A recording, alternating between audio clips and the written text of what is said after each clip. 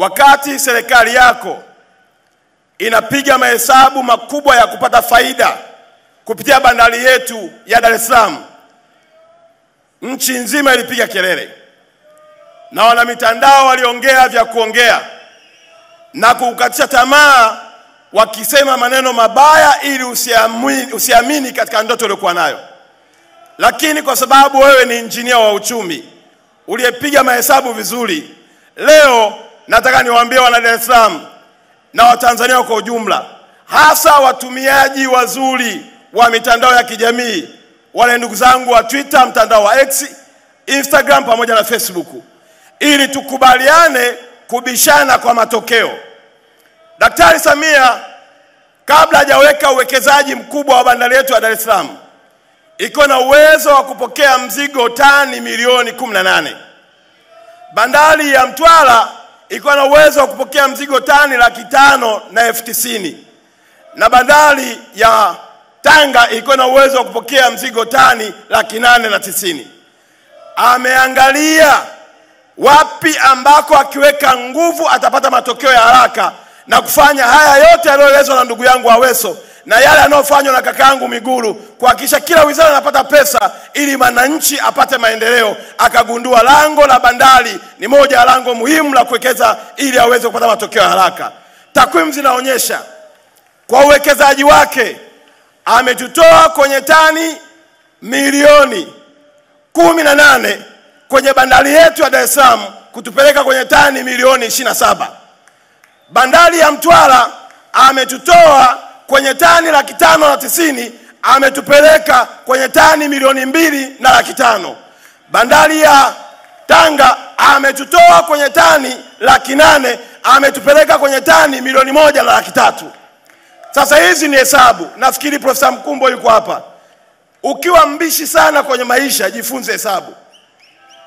Na kama hujui hesabu, ni mara 10 ukala chips ukalala, kwa sababu hutaweza kupiga hatua ya maendeleo yote yale. Sasa twende kwenye pesa. Tumetoka kwenye bilioni 800 kwa mwaka, Daktari Samia ametuingiza kwenye trilioni 2 kwa mwaka.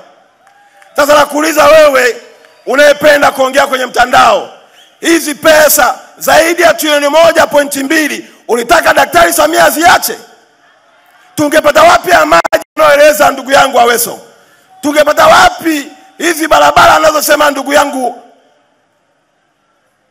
huyu mtani wetu huyu wa kutoka Pwani? Tungepata wapi kwa ndugu yangu Lega?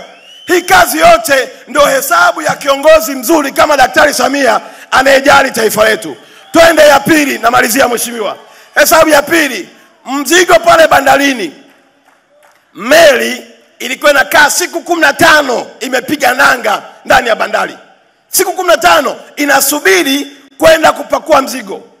Uwekezaji aliofanya na kukubali private sector kuingia, tumetoka siku 15 sasa wanakaa siku 5 ndani ya maji.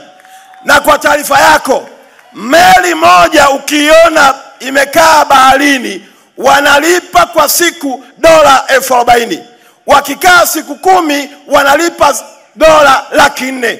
Lakini hiyo dola unakuja kuilipa wewe mwananchi ukienda pale Kariakoo kununua mzigo, kwa sababu mwenye meli hayuko tayari, mwenye bidhaa hayuko tayari. Naomba tuweke pembeni hiyo. Twende kwenye swala jingine la pili. Mheshimiwa Rais wetu kwa mapenzi makubwa aligundua ya kwamba taifa hili tulipitia kwenye mchakato mgumu wa kupanda mafuta bei. Kila siku bei ya mafuta inapanda. Daktari Samia sasa hivi anajenga matanki 15 yenye uwezo wa kutunza lita za mafuta 386,000. Sasa mheshimiwa mgombea wetu, leo asubuhi nimeamkia feri pale, nikaongea na wavuvi. Nikamwambia hivi, Daktari Samia asingeweka jitihada zake kuhakikisha tuna umeme wa uhakika, nyinyi mnaouza kwenye bucha samaki sizingeharibika?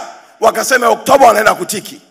Nimetoka pale nimeenda Kariakoo, nikawauliza wafanyabiashara wa Kariakoo, nikamwambia kazi nzuri aliyofanya Daktari Samia ya kuhakikisha sasa hivi unapita mjini hakuna majenereta na amani ipo. Wakasema Oktoba wanatiki. Tumetoka hapa tumekuja Mombasa Kitunda, wanasema wanatiki. Mheshimiwa, kama kuna mtu hataenda kupiga kula, nina uhakika huyo atakuwa hayuko Tanzania. lakini walioko Tanzania wote tarehe 29 wanaenda kupiga kura. Naomba nione mikono, naomba mikono wana Dar es Salaam, wana Ilala, ya kwamba tarehe 29 tuenda kutiki kwa Dr. Samia. CCM oye! Samia oye! La mwisho ni pongezi. Jana hotuba yako ya pale Kinondoni leaders ya kuambia Watanzania wajitokeze wakapige kura, hata kisoda hakitadondoka. Watanzania tuko tayari kukuchagua tarehe 29. Asante sana mheshimiwa.